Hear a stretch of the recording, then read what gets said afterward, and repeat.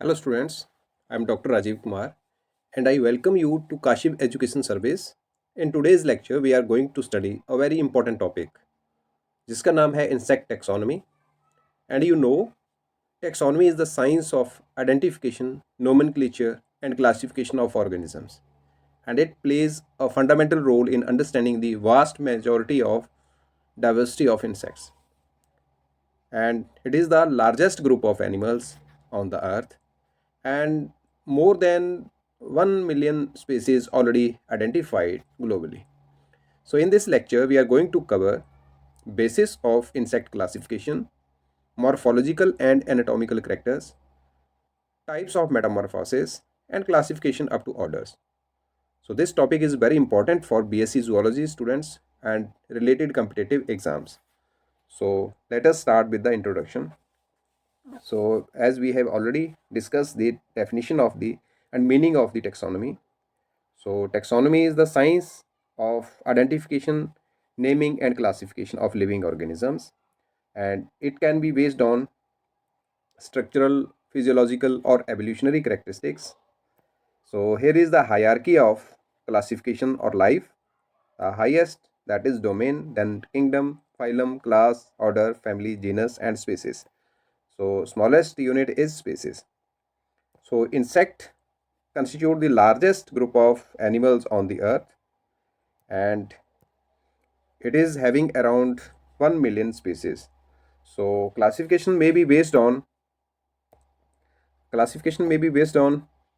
evolution, body structure, wing characters, mouth parts, metamorphosis or reproductive features.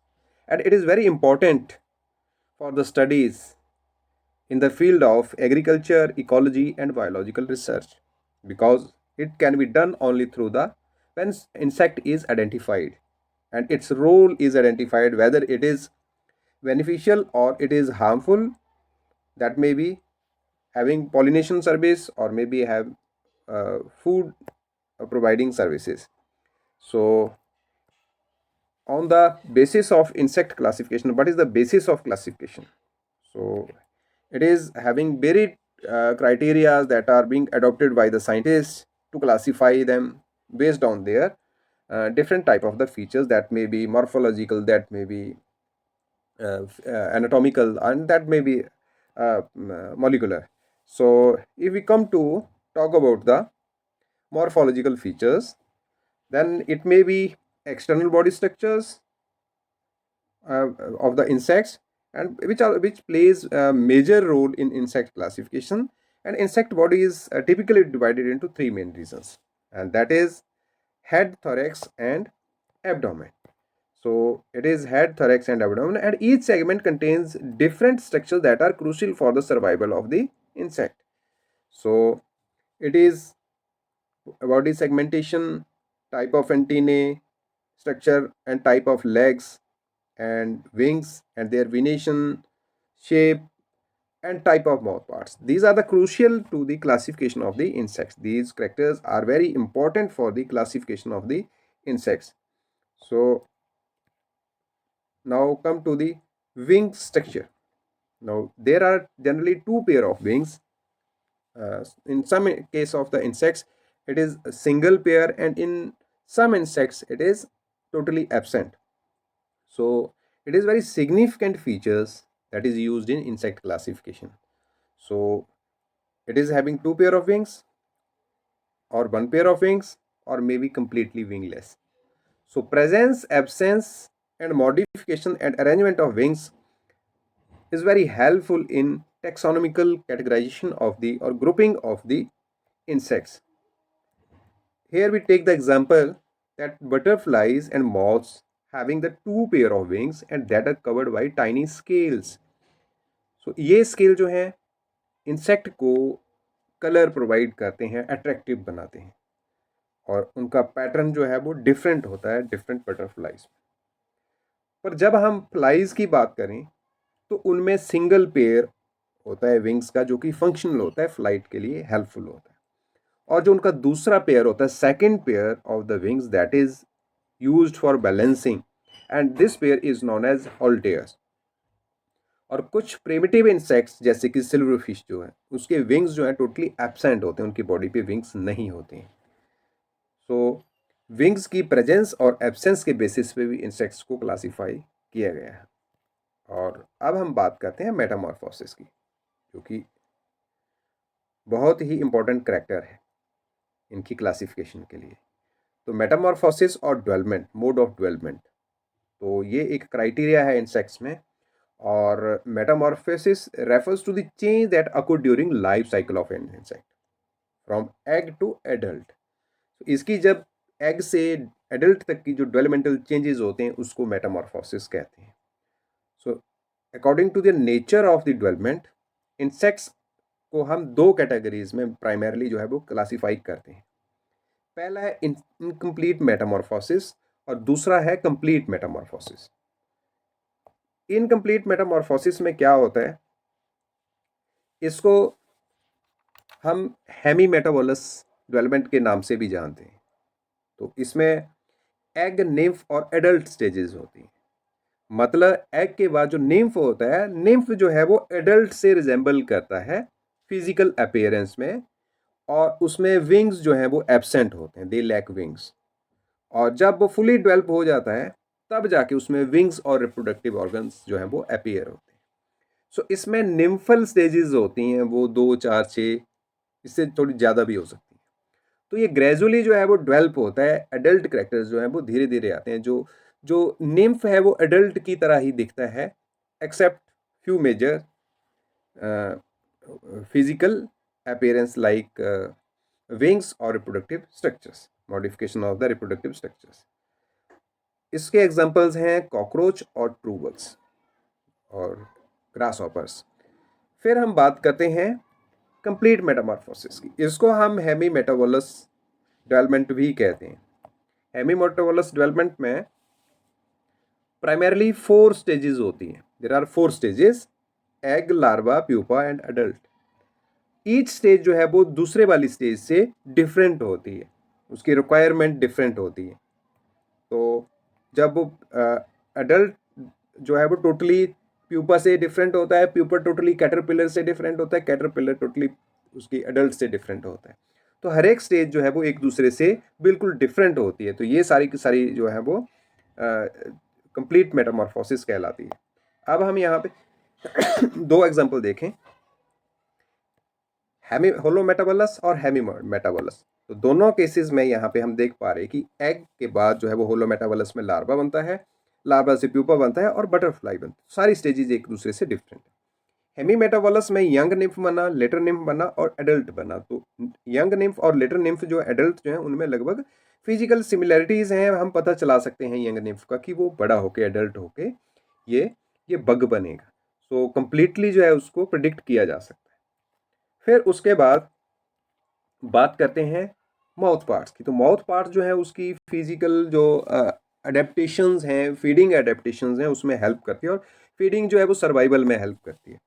तो mouth parts जो हैं वो उसमें काफ़ी डाइवर्सिटी देखने को मिलती है हमें इंसेक्ट्स की, और ऐसे स्ट्रक्चर्स हैं जो उसके फूड और उसके फूड टाइप और उसके जो एनवायरनमेंट है उसको रिफ्लेक्ट करते हैं। अब हम बात करते हैं chewing type of the mouth parts. मतलब ऐसे माउथ पार्ट्स जो है वो बाइटिंग और ग्राइंडिंग के लिए मॉडिफाइड है। तो जो सॉलिड फूड होता है उसको बाइट करता है और ग्राइंड करता है, और ये ग्रास हॉपर्स और बीटल्स में ऐसे टाइप का जो है वो माउथ पार्ट्स पाए जाते हैं। अब दूसरी बात करते हैं पीसिंग और sucking type of the mouth part, जो कि मॉस्किटोज और एफिड्स में होते हैं। मॉस्किटोज ब्लड को सक करते हैं और एफिड जो है वो प्लांट सैप को सक करते हैं। इसलिए इनके माउथ पार्ट्स जो हैं that are piercing and sucking type of the mouth parts. फिर उसके बाद हम बात करते हैं साइफनिंग माउथ पार्ट, जो कि बटरफ्लाइज के अंदर होता है।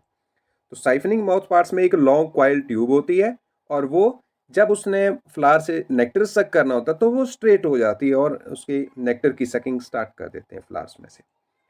फिर फोर्थ टाइप है दैट इज स्पॉन्जिंग टाइप होता है माउथ पार्ट्स, और ये हाउस फ्लाइज के अंदर होती है, फ्लाइज के अंदर होती है sponging type of the mouth parts. तो ये जो है वो लिक्विड फूड को एब्जॉर्ब करने में हेल्प करती है। तो ये सारे जो स्ट्रक्चरल जो है वो मॉडिफिकेशन जो है, डिफरेंसेस जो है माउथ पार्ट्स में, ये काफ़ी आइडेंटिफाइंग फीचर्स हैं अलग अलग इंसेक्ट्स के, उनमें प्रेजेंट होते हैं। और उसके बाद हम बात करते हैं इंटरनल एनाटॉमी की। इंसेक्ट्स की जो इंटरनल एनाटॉमी है उसमें digestive system, reproductive organs, respiratory system, nervous system, ये बहुत ही इंपॉर्टेंट रोल प्ले करते हैं इंसेक्ट्स की क्लासिफिकेशन में, उनकी अपनी एडेप्टेशंस के अकॉर्डिंग। सो यहाँ पे हम देख पा रहे हैं कि जो डाइजेस्टिव सिस्टम है उसमें फोरगट, मिडगट और हाइंड गट होता है। तो सभी इंसेक्ट्स में उनके फूड हैबिट के अकॉर्डिंग जो है भी इसमें पार्ट्स जो है वो मॉडिफाइड होते हैं और उनकी लेंथ भी होती है और उनमें उनके स्ट्रक्चरल मॉडिफिकेशंस होती हैं। अगर हम उसका सर्कुलेटरी सिस्टम देखें तो उसमें हार्ट्स होते हैं और जो हीमोसील होता है और हीमोलिम्फ होता है। तो ये जो है वो सर्कुलेशन में हेल्प करते हैं। इसकी open type of the circulatory system होता है। फिर रेस्पिरेटरी सिस्टम की बात करें तो उसमें ट्रैकिल सिस्टम होता है। तो जो सारा ट्रैकिल सिस्टम जो है वो बाहर के एनवायरनमेंट से जो है वो स्पाइरिकल्स के थ्रू जो है वो कम्युनिकेट करता है। फिर मॉलिक्यूलर जेनेटिक्स के बेसिस पे जो क्लासिफिकेशन की बात करते हैं, तो मॉलिक्यूलर बेसिस का मतलब कि डीएनए की सीक्वेंसिंग जो है और मॉलिक्यूलर एनालिसिस है, उसके बेस पे हम ऑर्गेनिज्म की क्लोजनेस, रिलेटेडनेस और डिफरेंसेस के बेस पे उसको क्लासीफाई कर सकते हैं। तो ये ज़्यादा एक्यूरेट क्लासिफिकेशन है। इसमें उसकी जेनेटिकली जो है वो कितने ज़्यादा क्लोज हैं एक दूसरे से और कब जैसे एवोल्यूशन में उनकी स्पेसिएशन जो है वो स्पीसीज डिफरेंट बनी है, क्लासिफिकेशन आगे फर्दर प्रोसीड होता है। तो इसके लिए डीएनए सीक्वेंसिंग और मॉलिक्यूलर टेक्निक्स की हेल्प से हम ये सारी प्रोसेस क्लासिफिकेशन की करते हैं। फिर जनरल क्लासिफिकेशन की बात करें इंसेक्ट्स की, तो हमने ऑलरेडी पहले चैप्टर में ये चीज़ की हुई है। एक बार हम थोड़ा सा रिकैप कर लेते हैं कि insects belong to the phylum arthropoda. और आर्थ्रोपोडा जो है एक बड़ी टर्म है। आर्थ्रोपोडा आर्थ्रोपोडा में इंसेक्ट्स की अलावा और ऑर्गेनिजम्स भी हैं और इसकी मेन करेक्टर्स हैं कि सेगमेंटेड बॉडीज होती हैं, इनकी जॉइंटेड अपेंडेजेस होती हैं और काइटिनस एक्सोस्केलेटन होता है। मतलब कि मतलब कि आर्थ्रोपोडा में इंसेक्ट्स के अलावा कुछ और ग्रुप भी आते हैं। उसमें स्पाइडर, क्रस्टेशियंस और सेंटीपीड्स भी क्लासीफाई होते हैं। और अब हम आर्थ्रोपोडा में अगर इंसेक्ट्स की ही बात कर रहे हैं तो that is also known as hexapoda और सब फाइलम हेक्सापोडा, मतलब जिनकी 6 लेग्स हैं। क्लास इंसेक्टा की 6 लेग्स हैं। There are 3 pair of legs और इसकी न्यूमरस ऑर्डर्स हैं। लगभग 27 के अराउंड जो है वो ऑर्डर्स हैं, पर हम यहाँ पे सारे ऑर्डर्स नहीं करेंगे। कुछ इंपॉर्टेंट ऑर्डर्स की ही बात करेंगे जो कि उनका क्लासिफिकेशन जो है that is totally based on the structural and developmental characteristics. So come to the classification of the insects and it is orders. So insects are having, we have already discussed that insects may on the basis of presence or absence of wings we have classified them. So here it is apterygota और Pterygota. एटेरिगोटा मतलब ऐसे insects जिनमें wings जो हैं वो totally absent हैं, they are wingless insects. और Pterygota मतलब दे आर हैविंग विंग्स और possess 1 or 2 pair of wings in adult stage. So it is first of all aterygota. Aterygota means they are wingless insects. अब aterygota के अगर हम examples देखें तो that is silver fish. Silver fish जो है एक विंगलेस इंसेक्ट का एग्जाम्पल है और उनमें या तो बिल्कुल या बिल्कुल नहीं के बराबर जो है वो मेटामॉर्फोसिस होता है। मतलब उसमें सारी जो स्टेजेस हैं लाइफ साइकिल की, जैसे कि लार्वा, प्यूपा या एडल्ट, वो या तो बहुत कम होती हैं या फिर बिल्कुल ही नहीं पाई जाती। सो ये सबसे पुरानी किस्म का जो है वो इनका मतलब लाइफ साइकिल है या इनकी जो प्रिमिटिव कैरेक्टर्स हैं इनकी बॉडी और जनरली जो है वो इलोंगेटेड होती है और इनमें कुछ स्पीसीज में जो है वो अपेंडेजेस जो है वो एब्डोमेन के एंड में पाई जाती हैं। हम यहाँ देख रहे हैं इसके इमेज में कि डायग्राम में कि यहाँ पे अपेंडेजेस इसकी एब्डोमेन के एंड में है, तो उनको सरकाई कहते हैं। अब यहाँ पे हम एग्जांपल ले रहे हैं सिल्वर फिश का, जो कि ऑर्डर डिप्लूरा में आती है। तो इसमें 2 एनाल सरकाई होते हैं, जिसकी वजह से डाई की वजह से, डाई मतलब 2, तो 2 उसमें सरकाई होते हैं।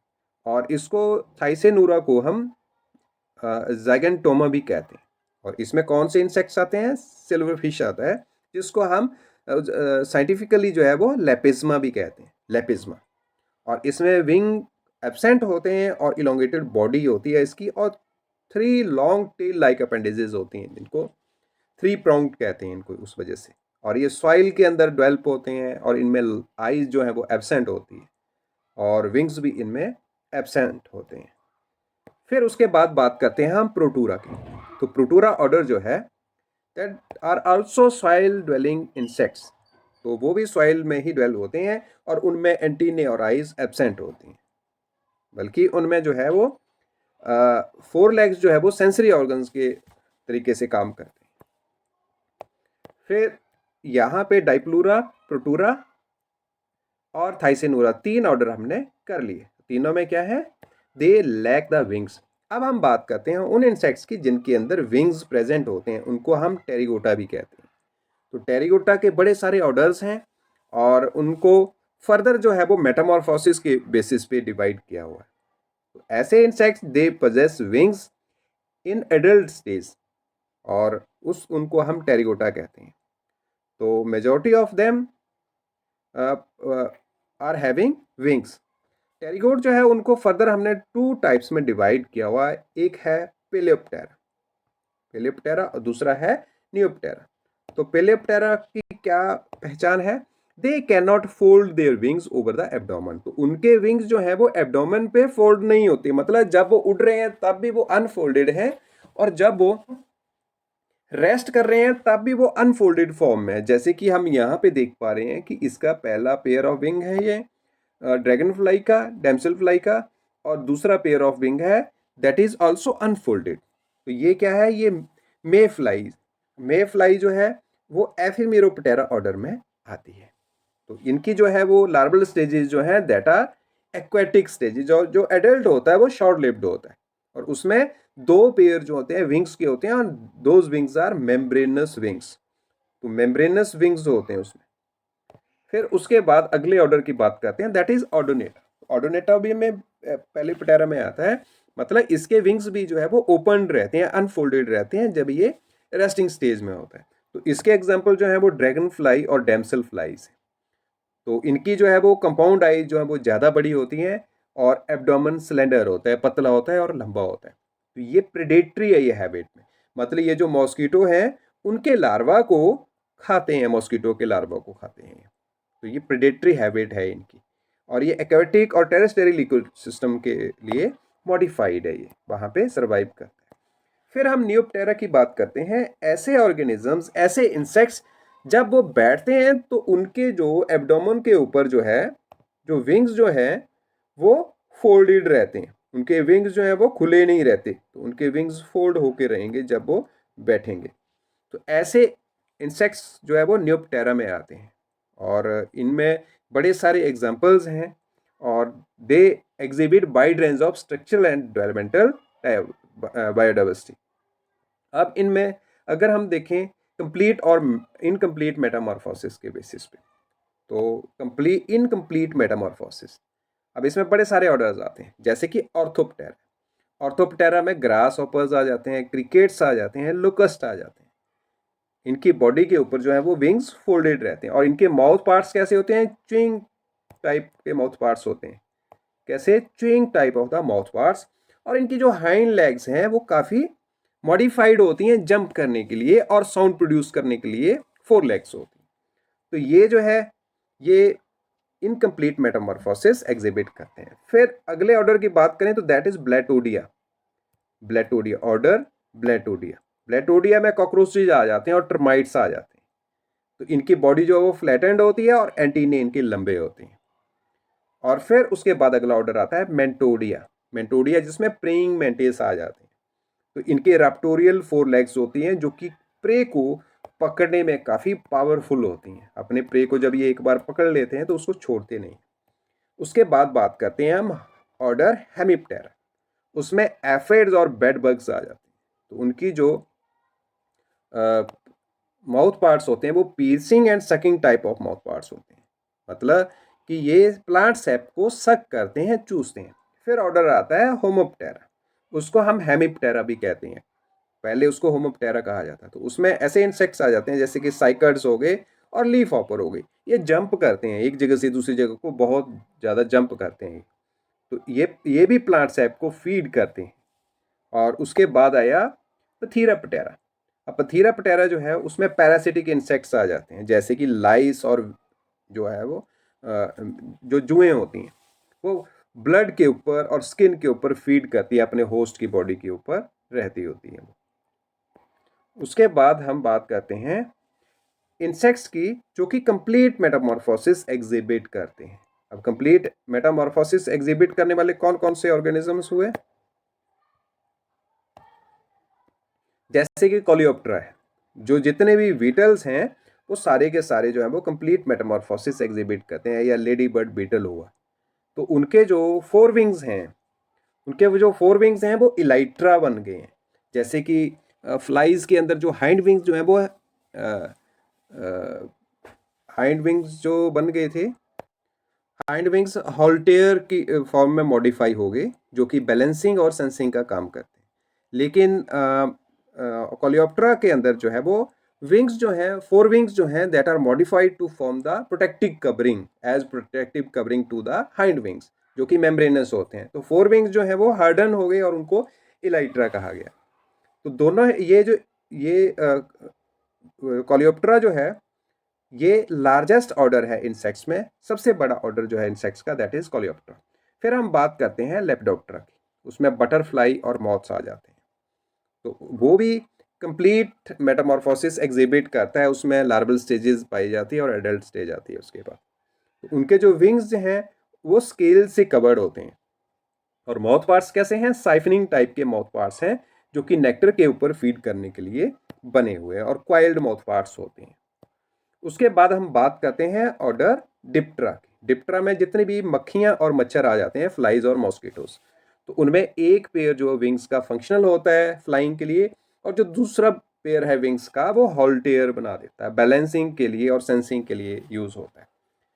फिर उसके बाद हम बात करते हैं ऑर्डर हाइमेनोप्टेरा, जिसमें कि हनी बीज आ जाती हैं, बीज आ जाती हैं, और एंट्स आ जाती हैं, और वास्प्स आ जाती हैं। तो ये सारे के सारे सोशल बिहेवियर एग्जिबिट करते हैं, सोसाइटी में रहते हैं, और इनके माउथ पार्ट जो हैं वो लैपिंग टाइप के होते हैं। और फिर उसके बाद हम बात करते हैं ऑर्डर न्यूरोप्टेरा की। तो न्यूरोप्टेरा में जो है लेस विंग्स और एंड लियोन आ जाते हैं, तो उनके विंग्स काफ़ी डेलिकेट होते हैं, विनेशन उनकी एग्जिबिट होती है। और फिर उसके बाद हम बात करते हैं ऑर्डर ट्राइकोप्टेरा। तो ट्राइकोप्टेरा में कैडीज फ्लाइज आ जाते हैं, जिनके लार्वे जो है वो एक्वेटिक होते हैं और प्रोटेक्टिव केस बनाते होते हैं अपने एग्स, जो ऑफस्प्रिंग्स हैं उनकी प्रोटेक्शन के लिए। So it is about the orders of the insects. फिर हम बात करते हैं इंपॉर्टेंस ऑफ इंसेक्ट टेक्सोनॉमी। अब इंसेक्ट टेक्सोनॉमी जो है वो कितनी इंपॉर्टेंट है लोगों के लिए। सो बायोलॉजिकल साइंस में जो भी साइंटिस्ट काम कर रहे हैं या उससे रिलेटेड अप्लाइड फील्ड में, चाहे वो एग्रीकल्चर हो, जो कि टेक्सोनॉमी से जुड़ी हुई चीज़ें हैं, तो वहाँ पे बहुत ज़्यादा ज़रूरी है। इंसेक्ट्स को अच्छी तरह से उनकी आइडेंटिफिकेशन करेंगे, उनकी क्लासिफिकेशन करेंगे, तो उस पर रिसर्च करना जो है दैट बिकम मच ईजियर। तो classifying insects systematically, scientist can better understand evolutionary relationship among different species. और इससे और भी हेल्प मिलती है हार्मफुल पेस्ट या बेनिफिशियल इंसेक्ट्स की आइडेंटिफिकेशन में, और उनका क्या रोल है हमारे इकोसिस्टम में, और उनके बायोलॉजिकल कंट्रोल कैसे किया जा सकता है जो हार्मफुल है। तो टेक्सोनोमिक नॉलेज जो है वो उसका काफ़ी ज़्यादा ज़रूरी है, और उसकी जो बायोडाइवर्सिटी की जो कंजर्वेशन है उसमें भी काफ़ी रोल प्ले करती है कि कौन सी स्पीसीज़ कितनी है, कितनी इंपॉर्टेंट है, कितनी बची हुई है। तो उसमें भी उसका टेक्सोनोमी का काफ़ी कंट्रीब्यूशन रहता है। तो इसी के साथ आज का वीडियो हमारा यहीं पे ख़त्म होता है। So students, in today's lecture we have studied insect taxonomy, और if you found this lecture helpful then like the video, और शेयर करना ना भूलें अपने दोस्तों में। और जो कमेंट सेक्शन में क्वेश्चन पूछे गए हैं उनका आंसर देना ना भूलें। सो फॉर फर्दर स्टडी जुड़े रहिए हमारे चैनल के साथ। Thank you. Thank you.